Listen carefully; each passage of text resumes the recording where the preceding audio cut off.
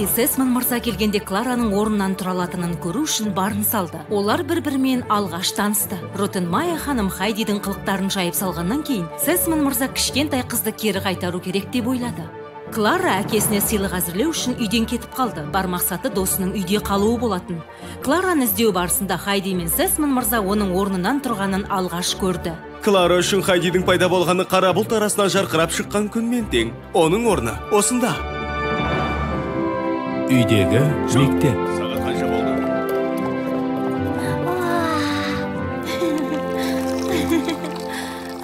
Ал былай қыздар, Махараджа Джанипур осыдан 2 жыл бұрын Үндістанға барғанымда шай құйған болатын. Үндістан қайда? Ол Франкфурттан алыс па? Үндістан тым шалғайда орналасқан. Пойызбен жету үшін 2 апта уақыт кетеді, өзің ойлашы. Ол жаққа не үшін барасыз? Білесің бе, жер бетінде әкем бармаған жер жоқ. Мен алдап тұрсыздар. Жер бетінде мұнша алыс жер болмайды. Дорфледің тауларындай әсем жерлер барда басқа елге барудың қажеті қанша?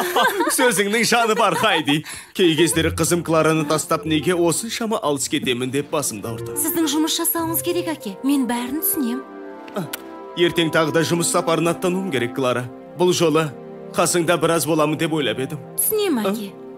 Алаң болмаңыз. Бірақ бұл жолы сапарым ұзаққа созылмайды деп уәде беремін. Айтпақшы, жақында әжең де келіп қалады. Ол Хайди екеуіңді көріп қатты қуанып қалады. Ротенмайер ханым?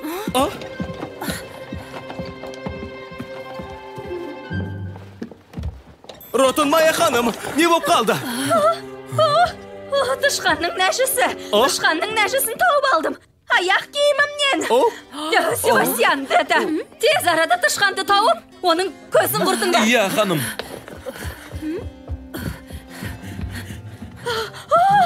Клара, Аделайда, таңғы астарыңды жатын киімдеріңмен іштіңдер ме? Тәрбиелі қыздардың бұлай жасауларына болмайды.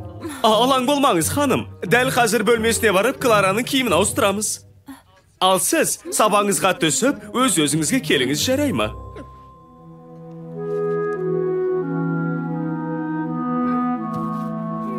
Дайынсың ба, Аделайда?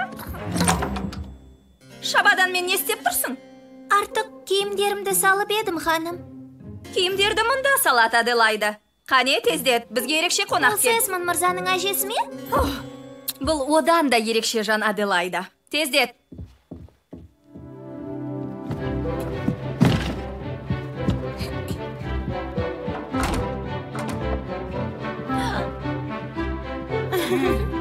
Мұныңыз тамаша екен, Клара ханым. Бәрі Хайдидің арқасы. Ол келгелі бері өзімді жақсы сезініп жүрмін. Хайдиді оқытқаныңызды қалаймын, Беккер мырза. Ол Детаның жиен сіңілісі. Енді сіздерді оңаша қалдырайық, Беккер мырза. Бойыңыздағы барлық білімді қыздарыма берерсіздігін үміттемін. Барымды салам, мырза. Жазуды қаншалықты білесің, кішкентай бекеш? Мектепке ешқашан барған емеспін.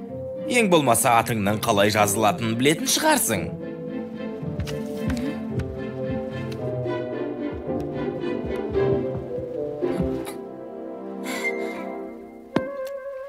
Алдымен атыңды жаз. Алдымен қаламды сияға батыру керек.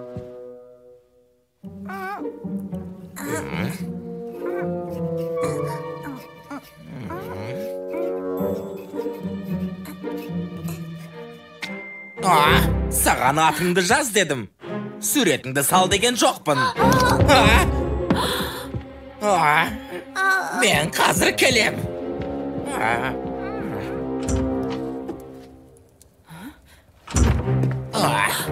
Беккер мырза, не болып қалды? Бұл масқара жағдай. Мазақ қылғаннан басқа істерің жоқ па? Жертөледе тышқандар бар ма екен, көріп келейін. Тышқан ба?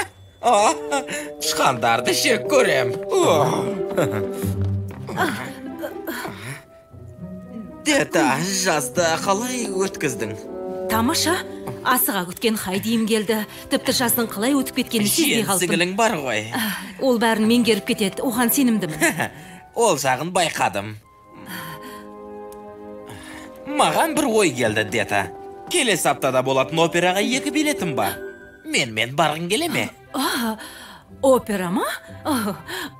Қалай болар екен? Қаласаң, Ротенмайя ханымнан саған демалыс беруін сұрайын. Сіңілің туралы сөйлесер едік. Білімін жақсарту үшін не істеу керектігін сөйлесер едік. Мен жақсы баруға болады. Ол жақта?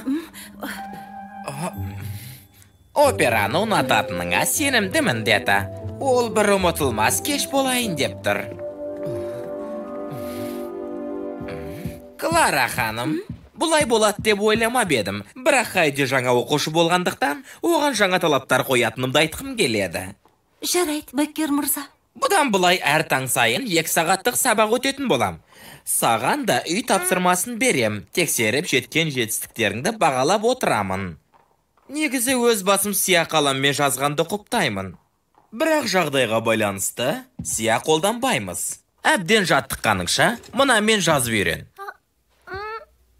Енді, менің атым Беккер мырза. Қане жазғанымды оқып берші.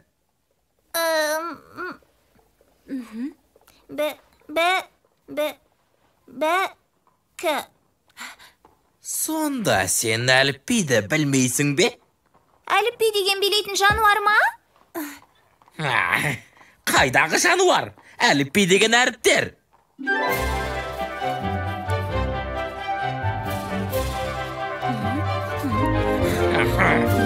Алаңдамай жазуыңды жаз.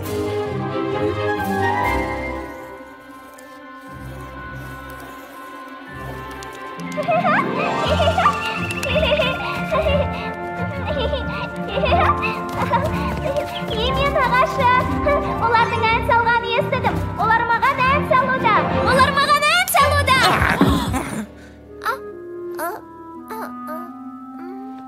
Хайди, жетер енді. Клара ханымның сабағын жөнсіз бұзғаныңа төз алмаймын.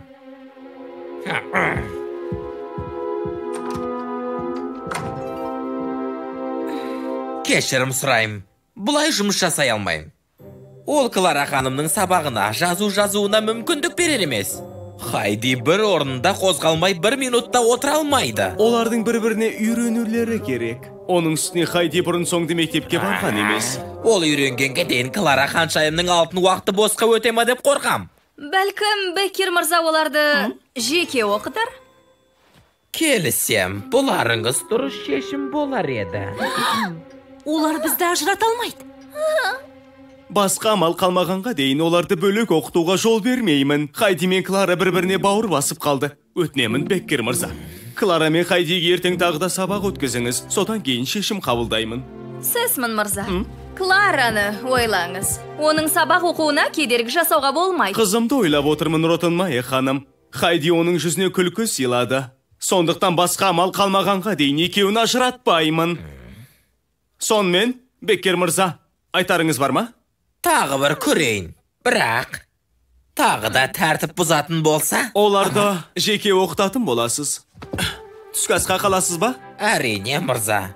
Қарсы болмасаңыз, ертеңгі сабаққа дайындалу үшін осында қалсам деп едім. Қалауыңыз білсін, Беккер мырза.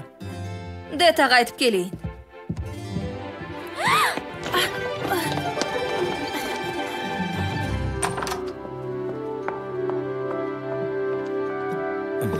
Айтпақшы, Дета, Беккер мырзамен бірге операға баратын болдың ба? Ол мені шынайы көңілімен шақырды. Өзі сондай білімді адам. Келіспесем болмас, ең болмаса бір рет болсын өзімнің нәзік жанды әйел екенімді сезінсем деймін. Оның рас. Әлгі сүйкімсіз жәндікті таптыңдар ма? Әлі таппадық, ханым. Әзірше іздегенді доғарыңдар. Түскі асты дайындайтын уақыт болды. Айтпақшы, Беккер мырза бізбен бірге түстенеді. Әрине, ханым.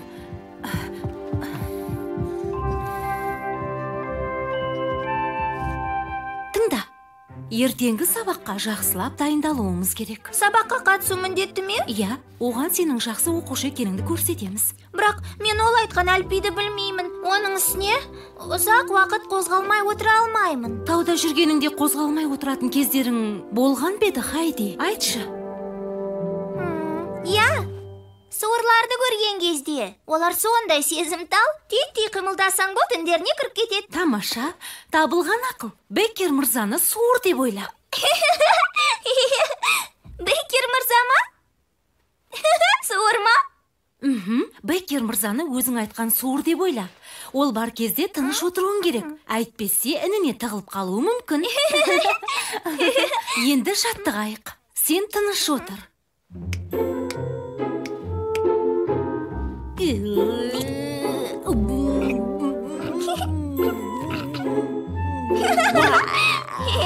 Тыныш отыра алмайым.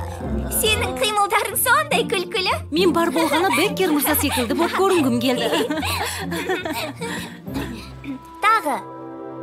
Құрметті мырза, сізге өзім шығарған жаңа оқу әдістемесін қолданатын жаңа оқушы тапқанымды айтқым келеді. Осының арқасында тәжірибелік жұмысым аяқталайын деп тұр. Көптен күткен диссертациялық жұмысым қорғалатын болды. Ізгі ниетпен Ганс Беккер. Шіркін, оны жалғыз оқталсам ғой.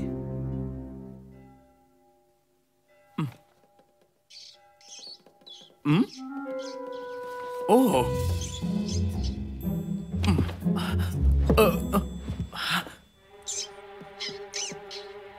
Қазір қозғалма, қозғалушы болма. Тұрған жеріңде қатып қал. Себастьян, дета. Иә, мырза. Масқара, тышқан жүр. Музыка бөлмесінен көрдім. Қазір ол осы бөлмеге қашып шықты. Алысқа кете қойған жоқ. Келе жатырмын, Сесман мырза. Сізге бірдеңе болды ма? Үйге тышқан кіріп кетіпті. Соны ұстай алмай жүрміз. Тышқанды іздеуге көмектесерем, бірақ өкінішке орай басқа оқушыма баруым керек. Иә, жолыңыздан қалмаңыз. Сіз жүре беріңіз, Беккер мырза. Көмектескеніңізге рахмет. Меніңше Беккер мырза тышқаннан қорқатын секілді. Ол жұмысына асығып барады. Жөнсіз әңгіме қылғанды доғарсаңшы. Енді бағанадан бері айтылған әңгімені түйіндейік. Әңгімені немене? Саған қойылатын басты талап Беккер мырзаның көңілінен шығу. Сонда қалай? Ол үшін әліпбиді жаттайсың. Әліпбиді ме? Бірақ жаттай алмаймын, ол тым қиын, Клара. Мен аяқтарымды тым әлсіз деп ойладым, ал сен орнымнан тұрғыздың. Демек жаттау сенің де қолыңнан келеді. Айтпақшы, әліпби емес, ол әліпби. Әліпби. Мына әріпті білесің бе? Эй, ал мынау би, си, ди. A, B, C, D, X, Y, Z. X, Y, Z. Дәл солай. Еш қиындығы жоқ, е? Жоқ. Жақсы. Енді өзің айтып шық. A, D, E, D. Жоқ, Хайди. Қара, мына әріп A. Оны дұрыс айттың, ал одан кейінгі әріпті дұрыс айтпадың. Ол B деп аталады. Маған бәрі бірдей секілді көрінеді, Клара. Оларды жаттай алмаймын.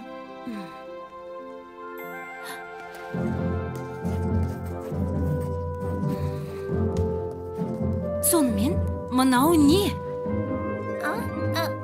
Ара? Иә, дәл солай. Ол B.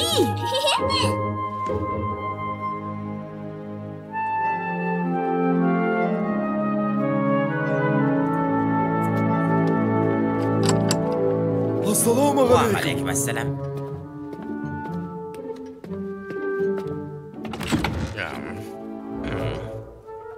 Қайырлы таң, мырза. Қайырлы таң. Мен кітапханада болам. Қыздарды бөлмеге алып кел. Жарай ма? Құп болады, мырза. Айтпақшы, мырза, абай болыңыз.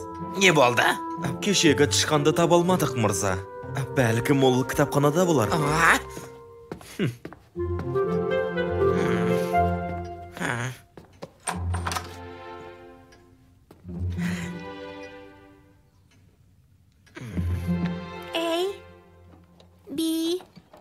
Си. Көріңіз. Беккер мырза келді. Бәрі жақсы болады. Солай деп үміттенем. Уақытымыздың көбін бірге өткізетін мүмкіндіктен айырмаса екен. Менің де тілеуім сол. Біздің еңбегіміз зая кетпесе екен. Астыға түсейік, ханым. Иә, Себастьян. Я, Себастьян. D, E, F, G.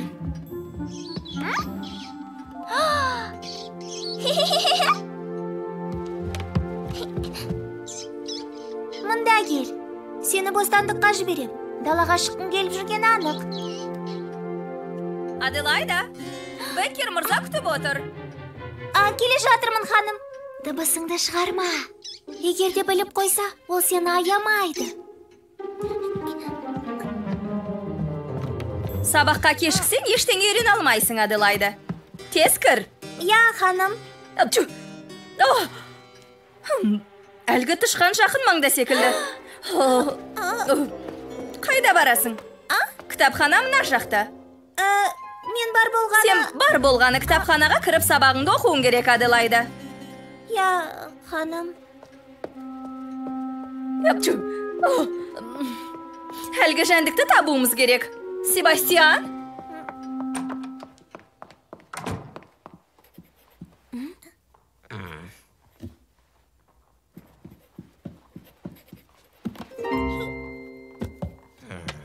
Сонымен, Хайди, кеше үйреткен ей әрпінен кейін келетін әріп. Қандай?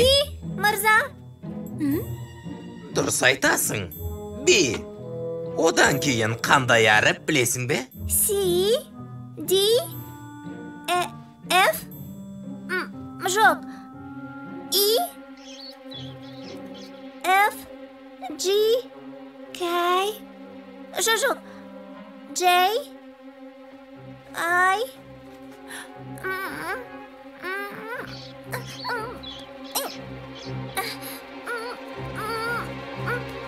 Беккер мырза, рұқсат ма? Тышқан! Тышқан! Жолаушы болма! Шағырлағаныңыз не, Беккер мырза? Тышқанды одан әрі шоштасыз. Ане тышқан! Мұнда не болып жатыр өзі? Мұна жерде тышқан. Хайди сыныпқа тышқан әкелді. Тұстаңдар! Қанекей қоршаңдар!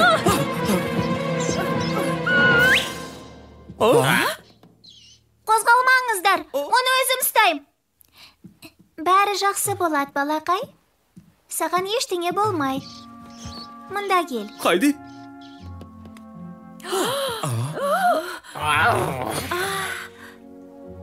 Оны далаға еркіндікке жіберсем бола ма?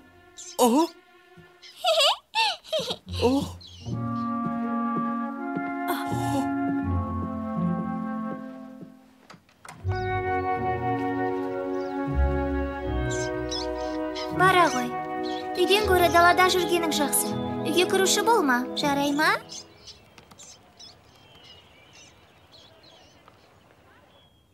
Клара? Хайди? Бүгін сабақты жоспар бойынша өтпегенімізге кешірім сұраймын. Білесіздер ме? Мен үшін Беккер мырзаның екеуіңе бірдей көңіл бөлгені керек еді. Айтайын дегенім, бүгіннен бастап сендер екі бөлік оқитын боласыңдар. Сонда бізді ажыратасыздар ма? Клараның сабағы әдеттегідей таңертең басталады, ал сен Аделайда түстен кейін оқисың. Сонда біз қай кезде бірге боламыз? Астарыңды бірге ішесіңдер. Сондай-ақ кешке Хайдидің сабағы біткен соң бірге боласыңдар. Осылай жасағанымыз дұрыс, қызым. Жүріңдер. Дета кешкі асқа ет асып бекен көрейікші. Иә, сізді алда қиын жұмыс күтіп тұр, өте қиын. Олай демес едім. Ақыры Хайдиді жеке оқытады екенмін. Оған жазудың өзім ойлап тапқан әдісін қолданатын болам. Тіпті диссертация жазудамын. Оны бір айда үйретіп шығатыныма сенімдімін. Бір ай? Мүмкін емес. Осыдан көресіз, Роттан Майя ханым. Кішкентай Хайди қыз түспей оқитын болады.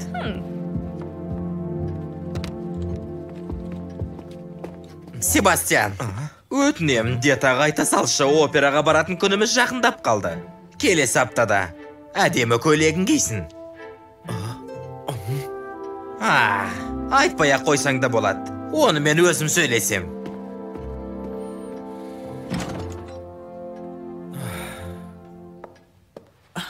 Клара, қызым, мен жоқта тәртіпті бол жарай ма?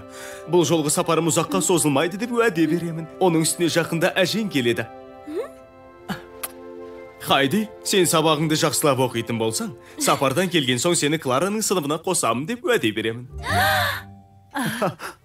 Рас па? Иә, рас айтам. Ерінбей еңбек етсең, еңбегіңнің жемісін жейтін боласың.